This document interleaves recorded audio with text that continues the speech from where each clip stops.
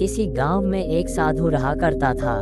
वह जब यह नाचता था तभी बारिश होती थी, इसलिए गांव के लोगों को जब यह बारिश की ज़रूरत होती तभी लोगों को साधु के पास जाते और उनसे अनुरोध करते कि बारिश चाहिए, और जब नाचने लगते तो बारिश ज़रूर होती थी।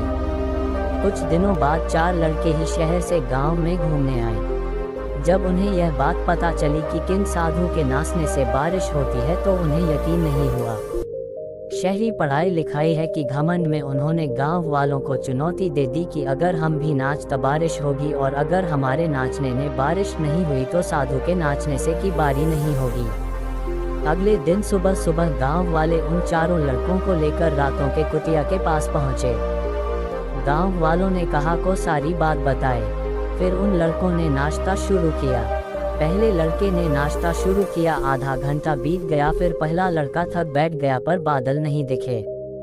कुछ देर बाद दूसरे लड़के ने नाटक शुरू किया और 1 घंटे बीतते भी भयभीत भी थक कर बैठ गया।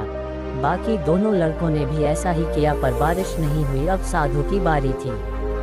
उसने नाच शुरू किया, 1 घंटा बीत गया पर बारिश नहीं हुई। साधु फिर भी नहीं रुका, वह नाचता ही रहा।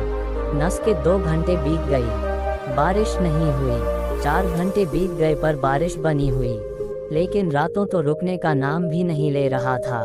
धीरे धीरे साफ ढलने लगी कि तब यह बातों की गड़बड़ सुनाई दी और थोड़ी देर बाद जोर की बारिश होने लगी। यह देखकर चारों लड़के दंग रह गई और तुरंत साधु से क्षमा मांगी। फिर चारों लड़कों ने साथ से पूछा, बाबा भला ऐसा क्यों कि हमारे नाचने बारिश नहीं हुई और आपने नाच बारिश हो गई। साधु ने उत्तर दिया, जब मैं नाच हूँ तो 2 बातों का ध्यान रखता हूँ। पहली बात तो मैं यह सोचता हूँ कि अगर मैं नाचे तो बारिश होना ही पड़ेगा, और दूसरी यह है कि मैं तब तक नाच चाहूँगा जब तक की बारी में हो जाएगा। सफलता पाने वाले में भी यही गुण बीमार होता है। वे काम को भी करते हैं, उसमें होने का फर्क होने का पूरा भरोसा होता है, और वह तब तक उस काम को करते हैं जब तक कि उसमें सफल ना हो जाएंगी। इसलिए अगर हमें सफलता हासिल करनी है तो इन साधु की तरह ही अपने लक्ष्य को प्राप्त करना होगा।